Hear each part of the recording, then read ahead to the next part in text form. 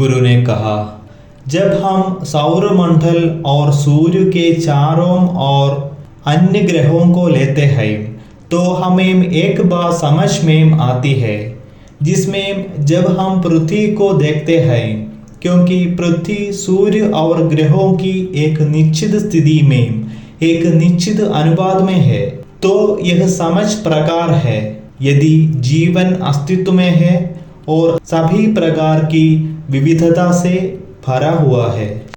यदि हम अपने पिछली संरचना के अनुसार सही स्थिति को समझ लें, जैसे ग्रह उस सूर्य के आधार पर चलते हैं, यदि हम गुरु के आधार पर चलते हैं और यदि वह भी भक्ति की सही लय में है, तो निश्चित रूप से जीवन के सभी कर्म सफल होंगे।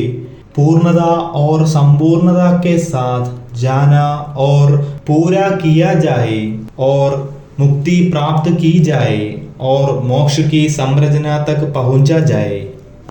जिस प्रकार पृथ्वी अपनी दूरी पर खड़ी है, घूमती है और स्वयं परिक्रमा करती है, उसी प्रकार जीवन में हमारे पास ऐसे कार्य होते हैं जो स्वयं खड़े होते हैं, घूमते हैं, और ऐसे कार्य होते हैं जिनकी परिक्रमा करनी होती है।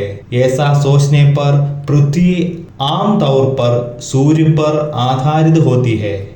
इसी तरह हमें समय के नियम के अनुसार या मनुष्य द्वारा बनाए गए कानून के आधार पर नहीं चलना चाहिए, बल्कि हमें इन तीन रास्तों पर ले जाने के लिए पिछले धर्मों की मोक्ष संरचना के अनुसार चलना चाहिए। केवल तभी भक्ति के सही स्तर को प्राप्त करके और सभी कर्मों को पार करके और सभी कर्मों को त्याग कर सटीक मोक्ष का अनुभव किया जा सकता है। गुरु ने कहा, आगे भी चर्चा जारी रहेगी।